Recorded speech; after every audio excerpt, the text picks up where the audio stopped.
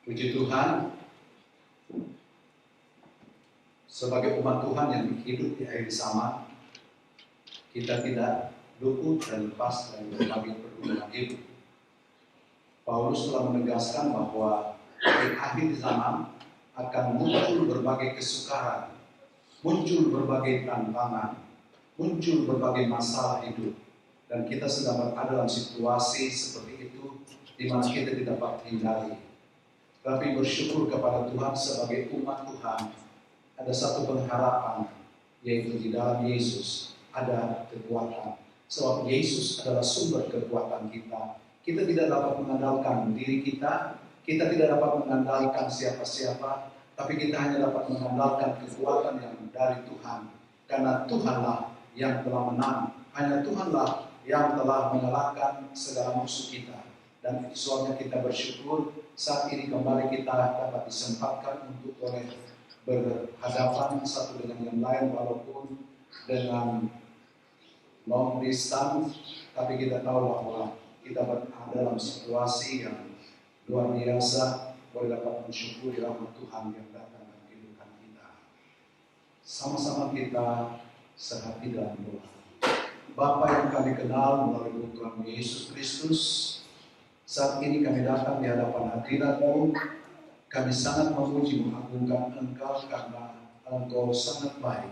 Engkau tidak pernah meninggalkan orang-orang yang percaya kepada Tuhan, yang telah ditebus oleh darah Yesus, yang telah diselamatkan oleh Tuhan.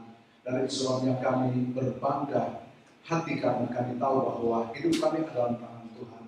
Persoalan, tantangan, pergumulan yang datang dalam kehidupan kami, Tuhan yang sanggup untuk memberikan pertolongan, memberikan jalan keluar bagi kami.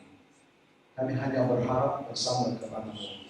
Tidak ada andalan kami yang lain selain Engkau, Yesus Kristus. Sebab itu kami akan datang dalam satu persekutuan indah, persekutuan dalam kebenaran firman Allah. Urapi kami semua untuk dapat memahami kehendak Tuhan dalam kehidupan kami. Bagaimana kami bersikap di tengah situasi yang sulit seperti sekarang ini. Dalam nama Tuhan Yesus Kristus, kami siap untuk datang pada pertemuan kebenaran firman Tuhan. Haleluya. Amin. Sebagai sumber kekuatan, sebagai sumber pengharapan, Tuhan adalah kekuatan kita. Haleluya. Dan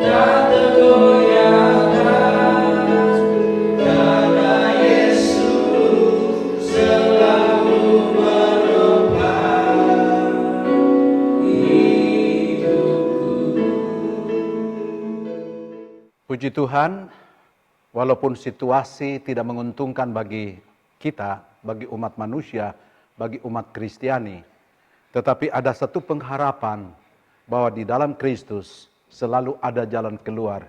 Dan untuk itu kita perlu tetap bersemangat di tengah pergumulan hidup.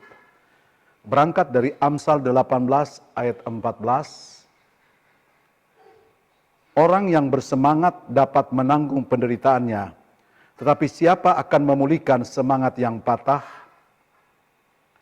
Alkitab menegaskan bahwa hidup manusia di muka bumi ini tidak dapat menghindarkan diri dari berbagai permasalahan hidup. Seperti dalam Ayub pasal 7 ayat 1. Bukankah manusia harus bergumul di bumi dan hari-harinya seperti hari-hari orang upahan? Beragam persoalan yang bisa menimpa siapa saja, entah orang kaya, orang miskin, orang tua, orang muda. Setiap orang selama hidup di dunia ini selalu berhadapan dengan berbagai persoalan. Setiap orang terlepas dari status sosial, pendidikan, profesi, dan bahkan sebagai hamba Tuhan pun kita tidak luput dari yang namanya kita berhadapan dengan masalah hidup. Setiap orang tentunya memiliki persoalan yang berbeda-beda. Namun kita tidak boleh menyerah waktu masalah menerpa hidup kita. Namun pencobaan yang kita alami tidak pernah melebihi kekuatan kita. Seperti yang disebutkan Paulus dalam 1 Korintus 10 ayat 13. Dalam Alkitab dikisahkan sebuah kondisi yang dialami oleh seorang yang tidak lagi bersemangat dalam hidupnya, yaitu Nabi Elia.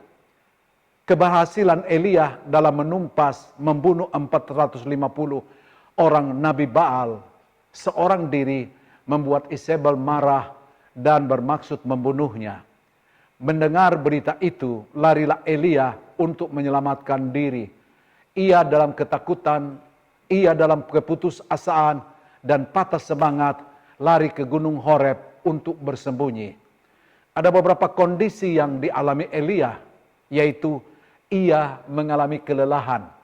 Kelelahan jasmani setelah perjalanan 40 hari 40 malam, dia boleh sampai ke Bukit Horeb di Gunung Allah. Yang kedua, kita lihat ia merasa gagal karena tidak bisa membawa bangsa Israel untuk bertobat kepada Tuhan. Dan hal berikut, dia merasa kesepian karena hanya dia seorang diri saja dalam pergumulan. Dalam 1 Raja-Raja 19 ayat 10. Di mana dia berkata, tinggal aku seorang diri di antara bangsa Israel. Namun Allah tidak tinggal diam. Ia tetap memperhatikan Elia yang sedang patah semangat itu. Ia membiarkan Elia istirahat dan tertidur. Kemudian Allah mengirim malaikatnya untuk memberi Elia makan. Allah juga datang untuk memberikan semangat kepadanya dan memperkuat iman di Gunung Horeb. Allah sesungguhnya tidak akan meninggalkan nabi atau setiap orang yang percaya dan yang setia kepada Tuhan. Lalu firman Tuhan datang kepada Elia, pergilah, kembalilah ke jalanmu melalui padang gurun di Damsyik. Dan setelah engkau sampai, engkau harus mengurapi Elisa bin Safat dari Abel Meholah menjadi nabi menggantikan engkau. Ketika anak Tuhan putus asa, maka melalui Yesus Kristus mereka dapat memohon kekuatan Allah untuk dapat menerima semangat, kemampuan dari Allah dalam menghadapi situasi yang sedang dihadapi. Orang yang bersemangat adalah orang yang tidak mau menyerah dan tidak mau terpengaruh oleh keadaan sekalipun hal itu kurang baik. Tindakannya tidak ditentukan atau dipengaruhi oleh keadaan. Orang yang bersemangat akan tetap optimis. Mereka percaya bahwa bersama Allah kita mampu menghadapi setiap kesukaran, setiap pernyataan Tuhan. Seperti dikatakan dalam Filipi 4 ayat 13, Paulus berkata, segala perkara dapat kutanggung di dalam Dia yang memberi kekuatan kepadaku. Semangat sangat diperlukan untuk memperoleh apa yang kita ingin capai. Karena dengan bersemangat kita akan tetap mengarahkan pandangan kita kepada tujuan dan ada usaha untuk mencapainya, kita dapat menjadi orang yang bersemangat. Pertama, ketika kita tetap optimis. Daniel 3 ayat 17 sampai 18 dikatakan, jika Allah yang kami puja sanggup melepaskan kami, maka ia akan melepaskan kami dari perapian yang menyala-nyala itu, dan dari dalam tanganmu ya Raja. Tetapi seandainya tidak, hendaklah Tuanku mengetahui, ya Raja, bahwa kami tidak akan memuja dewa Tuanku, dan tidak akan menyembah patung emas yang Tuanku dirikan itu. Kisah Sadrak, Mesak, dan Abednego adalah sebuah perintah telah diberikan bahwa ketika mendengar bunyi sangkakala, seruling, kecapi, atau alat musik lainnya, maka haruslah setiap orang sujud menyembah patung yang telah didirikan oleh Raja Nebukadnezar. Tetapi mereka tidak mau menyembah patung yang telah didirikan oleh raja tersebut. Di dalam pasal 3, Daniel pasal 3 ayat 6, dikatakan, siapa yang tidak sujud menyembah akan dicampakkan seketika itu juga ke dalam perapian yang menyala-nyala. Didapatilah bahwa ketiga orang Ibrani ini tidak mengindahkan titah raja. Mereka tidak mau memuja dan menyembah patung tersebut. Ada ancaman dan resiko di mana mereka harus dimasukkan ke dalam perapian. Namun mereka tidak khawatir. Mereka tidak cemas, mereka tidak takut, malah dengan berani mereka menerima hukuman itu. Mereka tetap mempertahankan iman yang mereka percayai. Mereka berani berkata tidak, dan mereka berani bertindak menerima hukuman yang sudah ditetapkan itu. Raja memerintahkan supaya perapian dibuat 7 kali lebih panas dari biasanya. Dan ketika mereka dicampakkan ke dalam api, mereka tidak terbakar. Rambut di kepala mereka tidak hangus. Bahkan bau kebakaran pun tidak ada. Lalu Nebukadnezar mendekati pintu perapian yang menyala-nyala itu dan berkata, Sadrak, Mesak, dan Abednego, hamba-hamba Allah yang maha tinggi, keluarlah dan datanglah kemari. Mereka pun keluar dengan selamat dari perapian karena Tuhan menyertai mereka. Sebagai orang percaya, pengalaman Sadrak, Mesak, Abednego adalah pengalaman yang dapat terulang dan masih terjadi sampai saat ini. Karena Allah Sadrak, Mesak, Abednego adalah Allah yang tidak pernah berubah. Allah yang disembah oleh mereka adalah Allah yang kita sembah. Dalam segala kesulitan hidup, Dia sanggup memberi pertolongan. Bahkan dalam ancaman hukuman bakar hidup pun mereka dapat diselamatkan. Kita berada dalam situasi yang sangat mencekam. Tetapi kita tahu bahwa ada jaminan di dalam Tuhan. Yang kedua,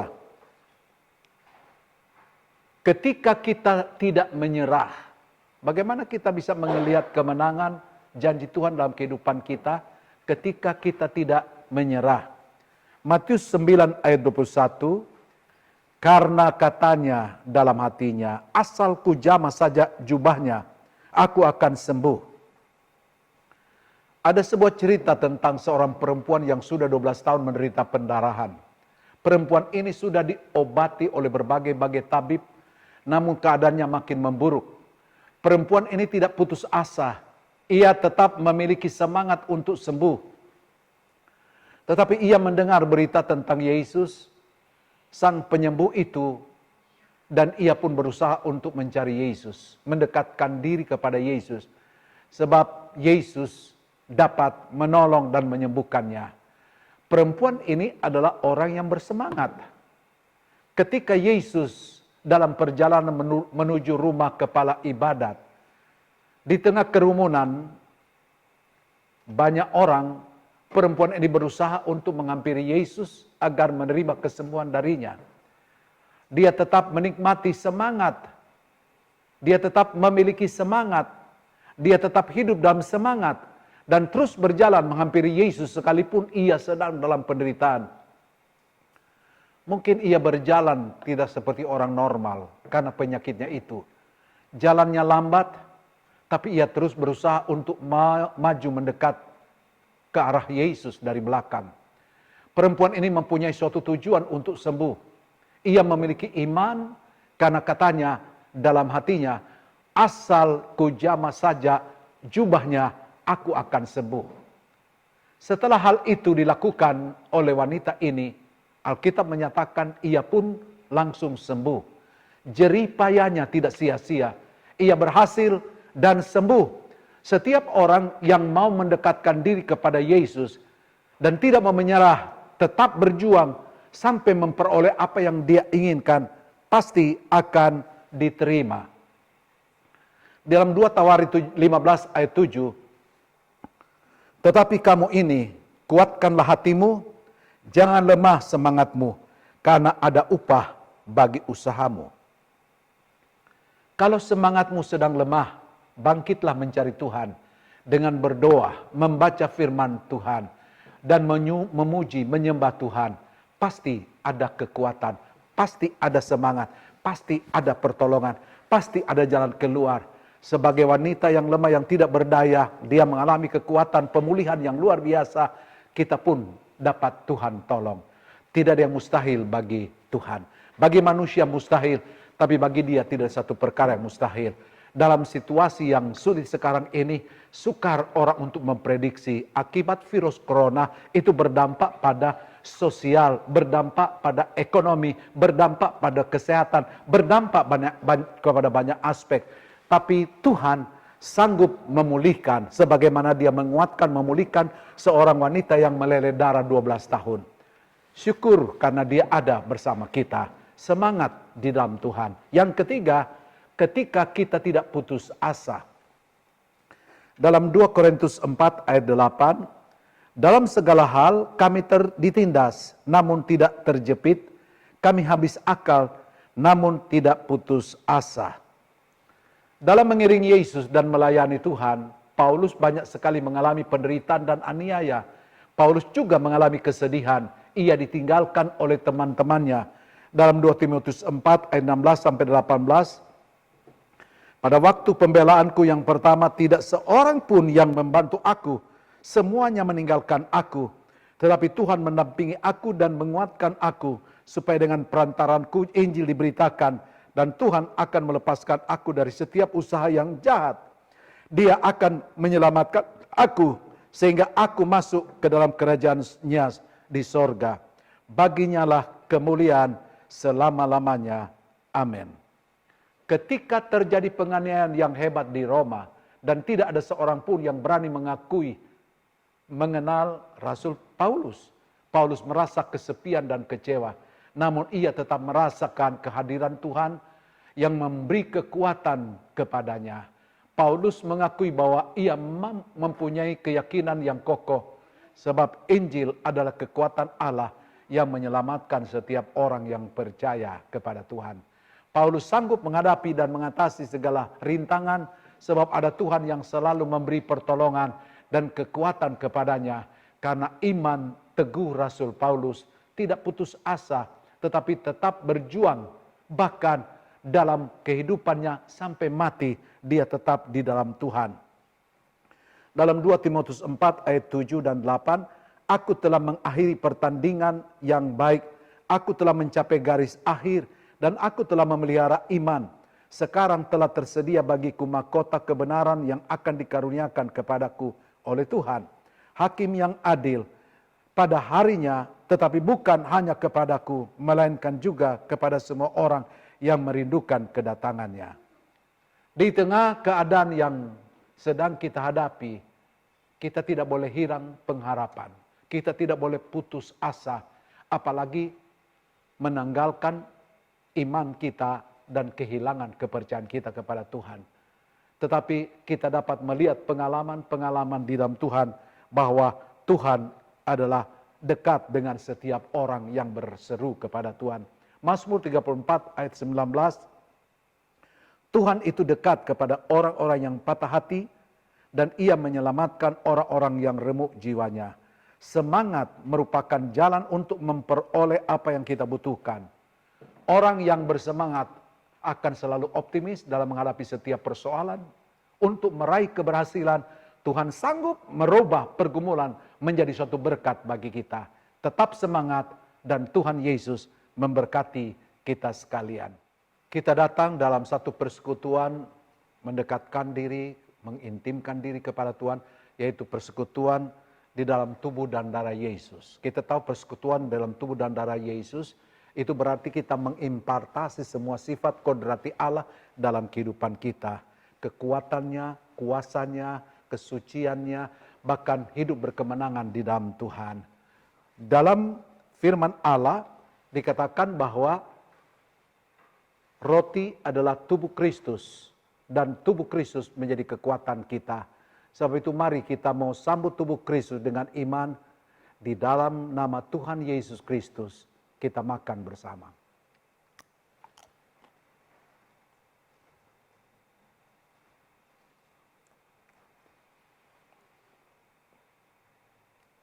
Pada malam itu juga dia mengambil cawan dan dia berkata, cawan ini adalah cawan kemenangan, cawan penderitaan, cawan keselamatan. Melalui darah Yesus kita telah tebus, menerima keselamatan dari Tuhan. Sebab itu mari kita bersekutu dalam keyakinan penebusan oleh keselamatan pasti yang diberikan oleh darah Yesus Kristus. Kita sambut dengan iman di dalam nama Tuhan Yesus Kristus.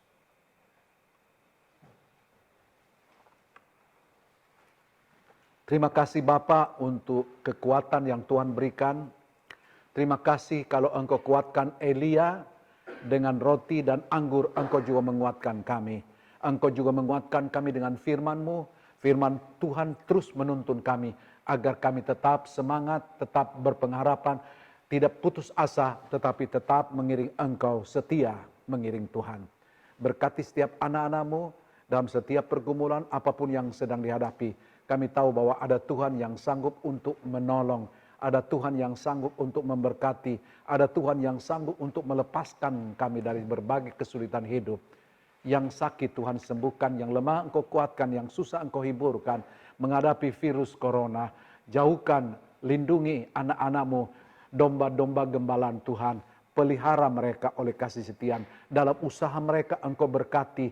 Dalam masalah ekonomi Engkau adakan. Kami yakin bahwa Engkau adalah Allah kami yang setia. Yang tidak pernah meninggalkan orang yang berharap kepadamu. Ini doa kami. Kiranya wajah kemuliaan Allah menyinari, menaungi, menuntun, membimbing kita sekalian. Dan bahwa berkat Bapa, Putra dan Roh Kudus menyertai kita. Mulai saat ini, besok, bahkan sampai selama-lamanya di dalam nama Tuhan Yesus Kristus kami telah berdoa. Haleluya. Amin.